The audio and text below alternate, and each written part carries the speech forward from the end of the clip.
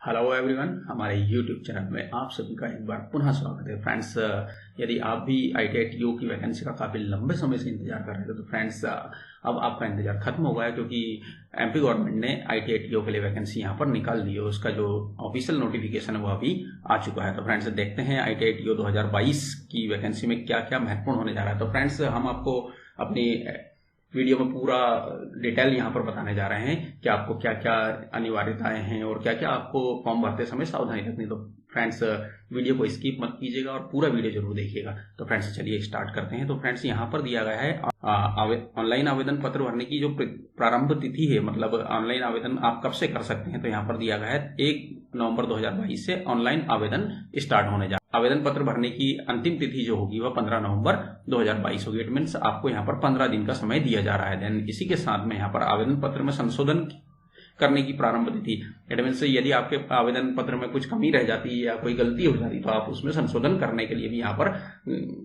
रास्ता दिया गया है। तो फ्रेंड्स आवेदन में संशोधन करने की जो तिथि है वह भी 1 नवंबर 2022 से 20 नवंबर 2022 के लिए दी गई है। तो 20 दिन आपको संशोधन करने के लिए दिए जा रहे हैं। तो फ्रेंड्स यहाँ पर नोटिफिकेशन में आपको परीक्षा का दिनांक भी निर्धारित कर दिया गया है। तो 16 दिसंबर 2022 से आपके जो एग्जाम होंगे ITI TO के वो प्रारंभ हो जाएंगे और डिफरेंट डेट्स में आपके डिफरेंट एग्जाम होंगे और जो आपका एग्जाम डेट होगा वो आपके एडमिट कार्ड में ही आपको दर्शाया जाएगा। तो फ्रेंड्स यहाँ पर हम परीक्षा शुल्क की बात कर लेते हैं कि आपका जो एग्जामिनेशन शुल्क है वो कितना होने जा रहा है। तो फ्रेंड्स यहाँ पर सीधी भर्ती हेतु जो अनारक्षित अभ्यर्थियों के लिए जो जनरल कैटेगरी से बिलोंग करते हैं उनके लिए 500 रुपए प्रति प्रश्न पत्र। इट मीन्स यहाँ पर आप एक से ज्यादा प्रश्न पत्र के लिए भी एप्लीकेबल हैं। आप एक से ज्यादा सब्जेक्ट्स का एग्जाम देना चाहते हैं तो आप यहाँ पर 500 रुपए प्रति प्रश्न पत्र आपका एग्जाम फीस यहाँ पर लगेगा। देन इसी के साथ हम देख लेते हैं ऐसे छात्र जो कैटेगरी से बिलोंग करते हैं, अनुसूचित जाति, अनुसूचित जनजाति, पिछड़ा वर्ग, निःशक्त जन अभ्यर्थियों के लिए 250 रुपए प्रति प्रश्न पत्र। इट मीन्स वह 250 रुपए प्रति प्रश्न पत्र के हिसाब से वो एग्जाम में यहाँ पर एनरोल्ड कर सकते हैं। Then friends next backlog category के स्टूडेंट्स के लिए यहाँ पर कोई शुल्क नहीं लगेगा। यहाँ पर वह विदाउट शुल्क यहाँ पर फ्रेंड्स यह जो था आपका 500 रुपए और 250 रुपए जो था एग्जाम शुल्क था। देन इसी के साथ में यदि आप MP ऑनलाइन से एग्जामिनेशन फॉर्म भरने जा रहे हैं, अपना रजिस्ट्रेशन करने जा रहे हैं तो 60 रुपए प्रति डे के हिसाब से होगा। 60 रुपए का आपको वहां पर पोर्टल चार्ज देना होगा। इसी के अतिरिक्त यदि आप रजिस्टर्ड सिटीजन यूजर के माध्यम से फॉर्म भरते हैं तो उसमें आपको 20 रुपए का शुल्क लगेगा। देन ऑनलाइन परीक्षा का समय सारणी भी यहाँ पर निर्धारित कर दिया गया है, दे दिया गया है कि आपका एग्जाम कब होगा। तो फ्रेंड्स यहाँ पर परीक्षा दिनांक 16 दिसंबर 2022 से स्टार्ट हो रहा है। यह जो एग्जाम होगा 2 पालियों में होगा, प्रथम पाली और द्वितीय पाली। प्रथम पाली का जो समय होगा रिपोर्टिंग का समय 7 से 8 बजे तक, 1 घंटे का समय आपको रिपोर्टिंग के लिए दिया गया है। एग्जामिनेशन में एंटर 7 से 8 बजे के बीच। वहीं हम द्वितीय पाली की बात करते हैं तो यदि आपका एग्जाम शेड्यूल द्वितीय पाली में है तो आपका जो रिपोर्टिंग का टाइम होगा वह 12 बजे से 1 बजे तक होगा। देन कोई भी हम एग्जाम देते हैं तो उसमें महत्वपूर्ण निर्देश पढ़ने का समय दिया जाता है कि आपको वहां पर क्या क्या सावधानियां रखनी है और आपके नियम वहां पर क्या होंगे। तो वहां पर आपको 8:50 से 9 बजे तक का, इट मीन्स 10 मिनट का समय आपको महत्वपूर्ण निर्देश पढ़ने के लिए दिया जा रहा है। इसी के साथ में फ्रेंड्स जो आपको पेपर सॉल्व करने का समय दिया जा रहा है प्रथम पाली के लिए 9 से 11 बजे तक और द्वितीय पाली के लिए 2 से 4 बजे तक का समय दिया जा रहा है। इट मीन्स आपको पेपर सॉल्व करने के लिए 2 घंटे का समय दिया जा रहा है, 120 मिनट का समय वहां पर लगेगा। इसी के साथ में हम देख लेते हैं यहाँ पर क्या महत्वपूर्ण टिप्पणियां कुछ दी गई हैं कि आपको क्या क्या सावधानियां रखनी है, आपके एग्जामिनेशन हॉल में क्या ले जाना है और क्या नहीं ले जाना है। तो यहाँ पर डिटेल हम देख लेते हैं फ्रेंड्स। ओके फ्रेंड्स, तो यहाँ पर दिया गया है अभ्यर्थियों का आधार पंजीयन अनिवार्य। इट मीन्स आपका आधार पंजीयन होना आवश्यक है, तभी आप इस एग्जाम में एलिजिबल हो सकते हैं, बैठ सकते हैं। देन दूसरी टिप्पणी दी गई है कि बोर्ड द्वारा आयोजित परीक्षाओं में मूल फोटो युक्त पहचान पत्र लाना अनिवार्य होगा। इसमें इट मीन्स आपको एक आइडेंटिटी कार्ड ले जाना आवश्यक होगा, जिसके बारे में हम आगे बताते हैं। मूल फोटो युक्त पहचान पत्र के रूप में आप क्या क्या यूज कर सकते हैं। तो यहाँ पर आप पहचान पत्र, मतदाता पहचान पत्र, it means voter ID card, PAN card, driving licence, passport, इनमें से कोई भी एक आइडेंटिटी कार्ड आपको ले जाना आवश्यक होगा। यदि आप UID ले जा रहे हैं तो आपका वह ओरिजिनल और वेरीफाई होना अत्यंत आवश्यक है। इट मीन्स आप यदि आधार कार्ड ले जाते हैं तो आपका फोटो कॉपी नहीं चलेगा, वहां पर आपको ओरिजिनल आइडेंटिटी कार्ड ही ले जाना होगा। यदि आपके पास कोई भी आइडेंटिटी कार्ड नहीं होगा, पहचान पत्र की मूल प्रति नहीं होगी तो आपको एग्जामिनेशन में सम्मिलित नहीं होने दिया। परीक्षा में प्रवेश के समय परीक्षा के दौरान बहुस्तरीय बायोमेट्रिक सत्यापन अनिवार्य है। फ्रेंड्स, जब भी आप एग्जाम देने जाएंगे तो आपका वहां पर बायोमेट्रिक जो है रजिस्ट्रेशन किया जाएगा।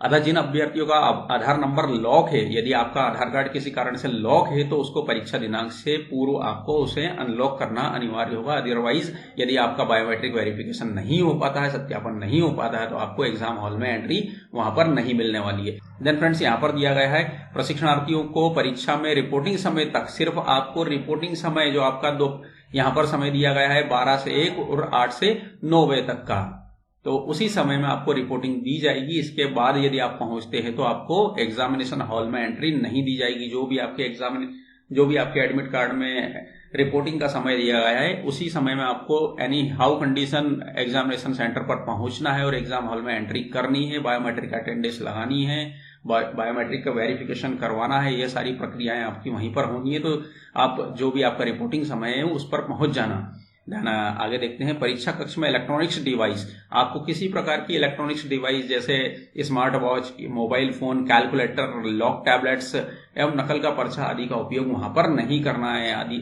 अदरवाइज आपको एग्जामिनेशन हॉल से बाहर कर दिया जाएगा और आपको नॉट एलिजिबल घोषित कर दिया जाएगा। देन नेक्स्ट पॉइंट देखते हैं, किसी प्रशिक्षणार्थी को परीक्षा प्रारंभ होने के पश्चात परीक्षा समाप्ति तक परीक्षा कक्ष छोड़ने की अनुमति नहीं होगी। फ्रेंड्स, यदि आप एक बार परीक्षा हॉल में एंटर हो जाते हैं तो एग्जाम खत्म होने तक आपको एनी हाउ कंडीशन किसी भी स्थिति में बाहर आने की अनुमति नहीं होगी। देन आगे देखते हैं, देन आवेदन पत्र भरते समय उम्मीदवारों को किसी प्रकार का प्रमाण पत्र का परीक्षण यहाँ पर मंडल के द्वारा नहीं किया जा रहा है। जो छात्र यहाँ एग्जाम में पास होंगे उसके बाद जो भर्ती की प्रक्रिया होगी उसमें आपके डॉक्यूमेंट्स का वेरिफिकेशन किया जाएगा। देन नेक्स्ट पॉइंट देखते हैं फ्रेंड्स, यह पॉइंट जो होगा बहुत ही महत्वपूर्ण है। उपरोक्त सभी पदों के लिए जो भी पद यहाँ पर दिए गए हैं भर्ती के लिए, उनके लिए मध्य प्रदेश राज्य के रोजगार कार्यालय में आपका जीवित पंजीयन होना अत्यंत आवश्यक है। फ्रेंड्स, बहुत सारे स्टूडेंट्स ऐसे होते हैं जो रोजगार कार्यालय में पंजीयन नहीं करवाते हैं। यदि उन्होंने करवा भी रखा है तो वह डेड हो जाता है। उसकी एक टाइम लिमिट होती है, उस टाइम लिमिट में आपको वापस से उसको रिन्यू करवाना होता है। तो फ्रेंड्स, यदि आप अपना रोजगार कार्यालय का पंजीयन देख लीजिए, उसको चेक कर लीजिए, यदि वह एक्सपायर हुआ है तो उसको वापस से पुनः जीवित करवा लीजिए। देन आगे देखते हैं, मध्य प्रदेश के विशेष आदिम जनजाति समुदाय के बेगा, शहरिया, भारिया, अनुसूचित जाति के अभ्यर्थियों को कार्यकालिक पदों के लिए अपने आवेदन पत्र समस्त आवश्यक प्रमाण पत्र संलग्न किए हुए हार्ड कॉपी में निर्धारित आवेदन पत्र भरने की अंतिम तिथि तक मंडल को न भेजते हुए सीधे संबंधित विभाग को पृथक आवेदन पत्र प्रेषित करना होगा। देन आगे देखते हैं, देन यहाँ पर मध्य प्रदेश लोक सेवा आयोग से भरे जाने वाले पदों की जो आयु सीमा होगी 21 से 40 वर्ष होगी।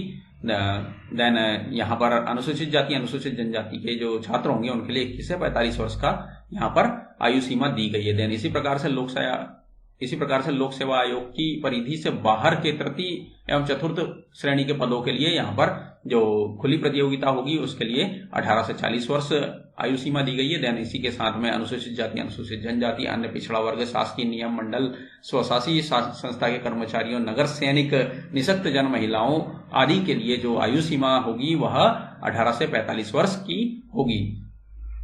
देन आगे देखते हैं, देन यहाँ पर टिप दी गई है कि परीक्षा केवल मध्य प्रदेश के मूल निवासी के लिए सभी प्रकार की छूट को शामिल करते हुए किसी भी स्थिति में किसी भी प्रवर्ग के लिए अधिकतम आयु 45 वर्ष से अधिक नहीं होगी।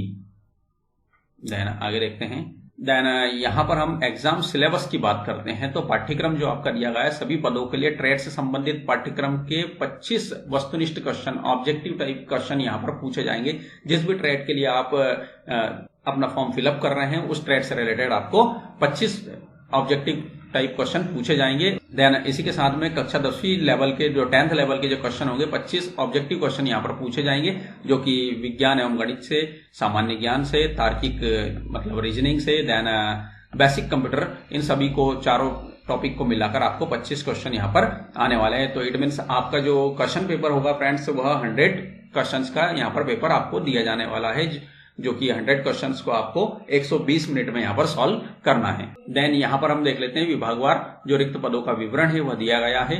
तो यहाँ पर हम देखते हैं प्रशिक्षण अधिकारी इलेक्ट्रॉनिक्स मैकेनिक।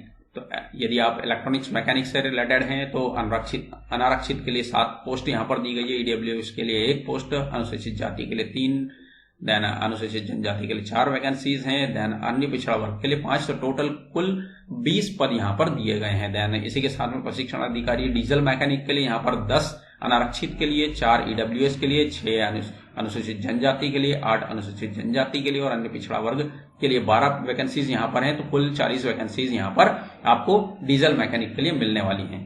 देन प्रशिक्षण अधिकारी ड्राफ्टमैन मैकेनिकल की बात करते हैं तो 1, अनारक्षित के लिए ईडब्ल्यूएस के लिए यहाँ पर 0, अनुसूचित जनजाति के लिए 0, अनुसूचित जाति के लिए 0, देन अन्य पिछड़ा वर्ग के लिए 1, तो कुल 2 पोस्ट यहाँ पर दी गई हैं। देन इसी प्रकार से सीधी भर्ती अन्य ड्राफ्टमैन सिविल के लिए हम बात करते हैं तो यहाँ पर 5 वैकेंसीज दी गई है। देन प्रशिक्षण अधिकारी इलेक्ट्रीशियन के लिए यहाँ पर टोटल 12 वैकेंसीज दी गई है, जिसमें 3 जो वैकेंसीज होंगी अनारक्षित होंगी, अनरिजर्व होंगी। देन ईडब्ल्यूएस के लिए 2 वैकेंसीज हैं, अनुसूचित जनजाति के लिए 1 वैकेंसी है, अनुसूचित जनजाति के लिए 3 वैकेंसीज दी गई हैं। देन अन्य पिछड़ा वर्ग के लिए 3 वैकेंसी यहाँ पर दी गई हैं।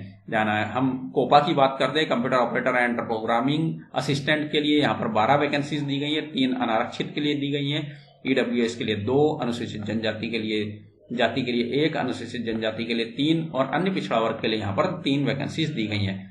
आगे देखते हैं। देन फिटर के लिए हम यहाँ पर टोटल 6 वैकेंसीज दी गई हैं। देन प्रशिक्षण अधिकारी ड्राइंग एंड गणित के लिए यहाँ पर 5 वैकेंसीज दी गई हैं। देन इसी प्रकार से हिंदी स्टेनो के लिए यहाँ पर 1 वैकेंसी दी गई है जो कि अनरिजर्व्ड है, तो टोटल यहाँ पर 61 वैकेंसीज दी गई हैं। देन आगे देखते हैं। देन 3.2 की बात करते हैं तो यहाँ पर दिया गया है आवेदक के पास न्यूनतम शैक्षणिक अर्हताएं, जो भी आपका जो शैक्षणिक योग्यताएं हैं वह आवेदन पत्र भरने की तिथि को अनिवार्य रूप से पूर्ण होने चाहिए। एडमिन से यदि आप आईटीआई के स्टूडेंट हैं तो आपके पास आईटीआई का डिप्लोमा कंप्लीट होना चाहिए। देन यदि आप पॉलिटेक्निक या इंजीनियरिंग के स्टूडेंट है तो फॉर्म भरते समय आपके पास वह डिप्लोमा या डिग्री होना चाहिए। उस तिथि के बाद यदि आपने डिप्लोमा डिग्री प्राप्त किया है तो आप एलिजिबल नहीं होंगे। देन आगे देखते हैं। आवेदक के पास गलत जानकारी दिए जाने की स्थिति में उनका आवेदन निरस्त किया जा सकेगा। यदि आपने किसी भी प्रकार की गलत जानकारी वहां पर दी है तो आपका आवेदन वहां पर निरस्त कर दिया जाएगा। देन यहां पर बताया गया है 3.3 में कि परीक्षा हॉल में आप क्या क्या सामग्री ले जा सकते हैं।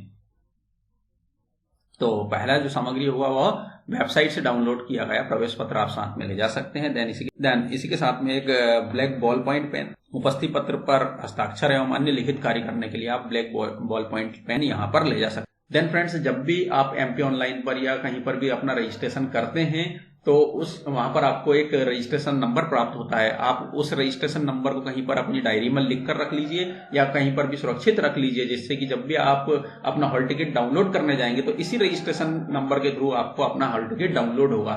यदि आप अपने इस रजिस्ट्रेशन नंबर को भूल जाते हैं या आपसे कहीं गुम हो जाता है तो आपका हॉल टिकट किसी भी स्थिति में डाउनलोड नहीं होगा, जिसकी समस्त जिम्मेदारी आपकी स्वयं की होगी। तो फ्रेंड्स, यहाँ पर हमने लगभग सभी पूरी जानकारी आपको प्रदान कर दी है, किस तरह से आपको अपना रजिस्ट्रेशन करना है और क्या क्या आपको सावधानियां रखनी। तो फ्रेंड्स, आई होप कि आपको सारी जानकारी अच्छे से समझ में आ गई होंगी और आप अच्छे से इस फॉर्म को फिलअप कर देंगे। तो फ्रेंड्स, ये आपको हमारा वीडियो कैसा लगा कमेंट्स बॉक्स में कमेंट्स करके जरूर बताइएगा। यदि आपको हमारा वीडियो अच्छा लगता है तो लाइक कीजिए, शेयर कीजिए, सब्सक्राइब कीजिए और बेल आइकन को दबाना ना भूले, जिससे हमारे लेटेस्ट वीडियो सबसे पहले आप तक पहुंच सके। Okay, thanks for watching my videos.